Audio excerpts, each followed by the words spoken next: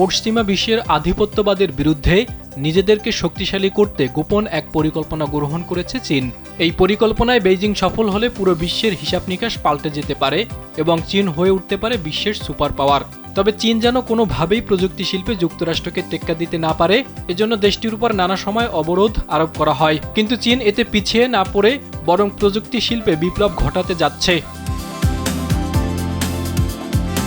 আধুনিক বিশ্বে প্রযুক্তির সবচেয়ে বড় চ্যালেঞ্জ কৃত্রিম বুদ্ধিমত্তা বা এআই। এটি শুধু প্রযুক্তির একটি শাখা নয়, বরং এটি মানুষের কাজ, সিদ্ধান্ত এবং ভবিষ্যৎ কল্পনার ধরনও বদলে দিচ্ছে।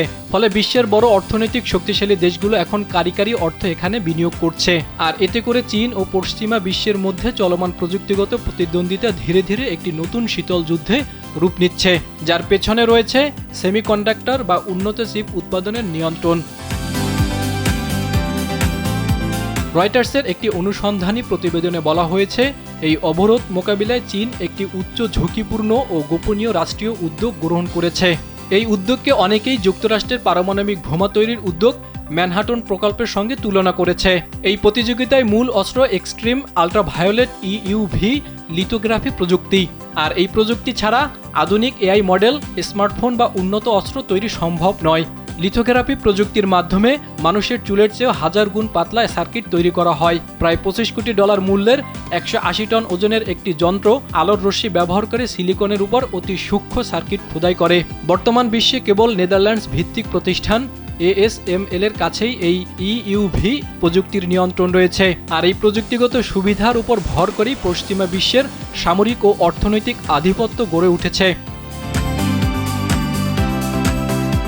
তবে চীন যেন কোনোভাবেই এই প্রযুক্তি না পায়, এজন্য আড়াল থেকে কলকাঠি নাড়ে যুক্তরাষ্ট্র। ফলে বেইজিংয়ের উপর কঠোর রপ্তানি নিয়ন্ত্রণ আরোপ করা হয়। আর এই সিদ্ধান্তের ফলে বৈশ্বিক সেমিকন্ডাক্টর বাণিজ্যে বেইজিংয়ের প্রবেশ বিচ্ছিন্ন হয়ে পড়ে। তবে এই অবরোধের জবাবে নির্ভরশীলতা অর্জনের লক্ষ্যে চীন একটি বিশাল রাষ্ট্র নিয়ন্ত্রিত পাল্টা অভিযান শুরু করেছে। দেশটির প্রেসিডেন্ট শি জিনপিংয়ের সবচেয়ে গুরুত্বপূর্ণ এই উদ্যোগে সমন্বয় করছে চীনা প্রযুক্তি জায়ান্ট হুয়াওয়ে। শেনজেনের একটি উচ্চ নিরাপত্তা গবেষণাগারে চীনা বিজ্ঞানীরা ইতোমধ্যে এমন একটি যন্ত্র তৈরি করেছেন যা লিথোগ্রাফির জন্য প্রয়োজনীয় আলো তৈরি করতে পারে। আর এই অগ্রগতি পশ্চিমা পূর্বাভাসকে চ্যালেঞ্জ করেছে। এদিকে প্রযুক্তিগত ব্যবধান কমাতে চীন যে কৌশল নিয়েছে, বিশ্লেষকরা সেগুলোকে গ্রে জোন তৎপরতা হিসেবে বর্ণনা করেছেন।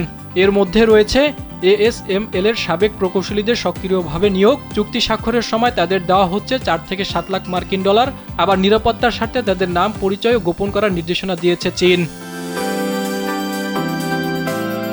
জাহিদুল ইসলাম, কালবেলা।